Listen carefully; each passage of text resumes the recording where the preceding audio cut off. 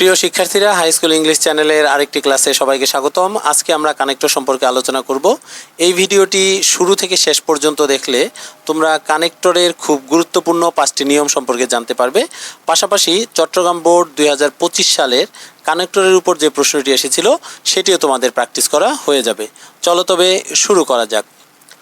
দো or although a flood is considered to be a natural calamity, যদিও বন্যাকে একটি প্রাকৃতিক দুর্যোগ হিসেবে বিবেচনা করা হয়, it is no doubt a blessing for the people, কোনো সন্দেহ নেই এটি মানুষের জন্য আশীর্বাদও। তো এখন প্রশ্ন হলো যে এই শুরুর যে গ্যাপটি রয়েছে এখানে দো অথবা অলদো কেন বসেছে।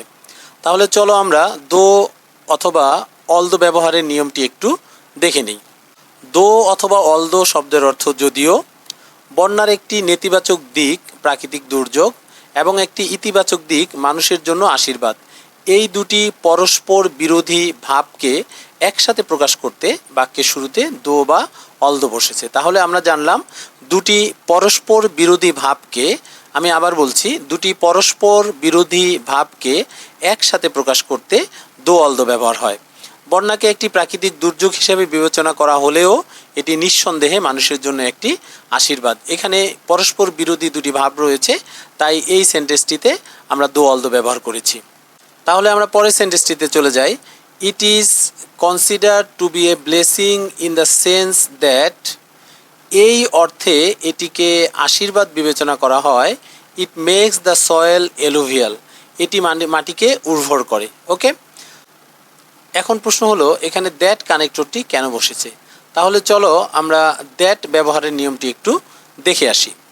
দ্যাট শব্দের অর্থ যে, এখানে ইন দ্য সেন্স এই অর্থে শব্দগুচ্ছটির পর পরিপূরক বা ব্যাখ্যা হিসেবে একটি ক্লোজ যুক্ত করার জন্য রিলেটিভ কনজাংশন হিসেবে দ্যাট বসেছে। তাহলে আমরা জানলাম পরিপূরক বা ব্যাখ্যা হিসেবে একটি ক্লোজ যুক্ত করার জন্য রিলেটিভ কনজাংশন হিসেবে দ্যাট বসেছে। এটি এই অর্থে আশীর্বাদ হিসেবে বিবেচিত হয় যে এটি মাটিকে পলিযুক্ত করে। এবার আমরা পরের সেন্টেন্সটি দেখি। As since or generally silt is scattered over land after land which or and makes the soil fertile. তাহলে এখানে দেখো প্রশ্ন হলো যে প্রথম অংশে সিন্স অ্যাজ অথবা জেনারেলি কেন বসেছে। তাহলে আমরা সিন্স অ্যাজ এবং জেনারেলি ব্যবহারের নিয়মটা একটু দেখে নিই।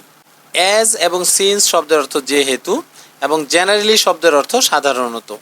মাটি কেন উর্বর হয় তার কারণ হিসেবে পরের অংশে বলা হয়েছে যে জমিতে পলি ছড়ায়।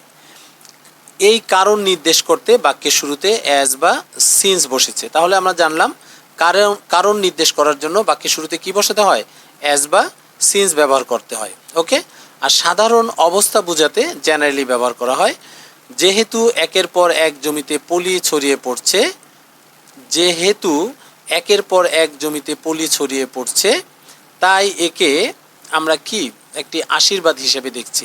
তাহলে এখানে তোমরা কারণ নির্দেশ করতে অ্যাজ বা সিন্স ব্যবহার করতে পারো, অথবা সাধারণ অবস্থা বোঝাতে তোমরা জেনারেলি শব্দটি ব্যবহার করতে পারো। এবং পরের অংশটি তোমরা দেখো, হুইচ অর অ্যান্ড কেন ব্যবহার হয়েছে। হুইচ অর অ্যান্ড ব্যবহারের নিয়মটি আমরা একটু দেখে নিই।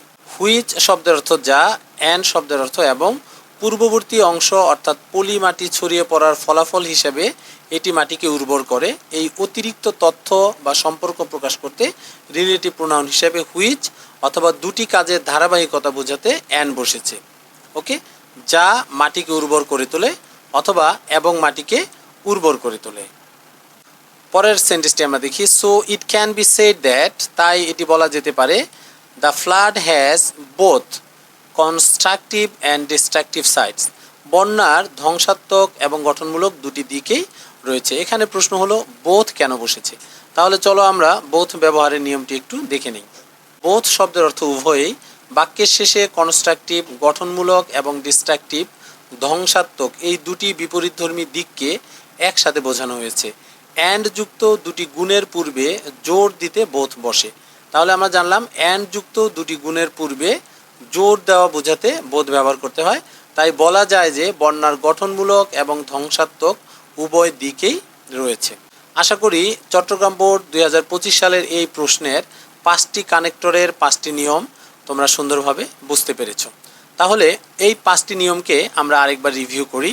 দো বা অলদো ব্যবহার করতে হয় দুটি পরস্পর বিরোধী ভাবকে একসাথে যুক্ত করতে বা প্রকাশ করতে। দো বা অলদো ব্যবহার করতে হয় দুটি পরস্পর বিরোধী ভাবকে একসাথে প্রকাশ করতে। দ্যাট ব্যবহার করতে হয় পরিপূরক বা ব্যাখ্যা হিসেবে একটি ক্লোজ যুক্ত করার জন্য। তাহলে আমরা জানলাম দ্যাট ব্যবহার করতে হয় পরিপূরক বা ব্যাখ্যা হিসেবে একটি ক্লোজ যুক্ত করার জন্য। অ্যাজ এবং সিন্স ব্যবহার করতে হয় কারণ নির্দেশ করতে, এবং জেনারেলি ব্যবহার করতে হয় সাধারণ কোনো অবস্থা বোঝাতে।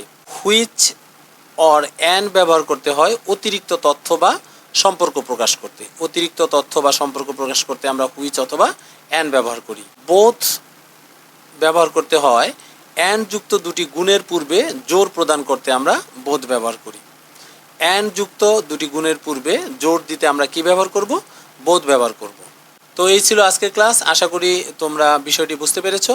যদি কোনো প্রশ্ন থাকে তাহলে অবশ্যই কমেন্ট করে জানাও। ভিডিওটি ভালো লাগলে তোমরা অবশ্যই লাইক করবে, শেয়ার করবে, এবং চ্যানেলটি সাবস্ক্রাইব করে না থাকলে চ্যানেলটি সাবস্ক্রাইব করে পাশে থাকা বেল আইকনটি বাজিয়ে দিবে। দেখা হচ্ছে পরবর্তী ক্লাসে। ততক্ষণ পর্যন্ত সবাই ভালো থেকো। আল্লাহ হাফেজ।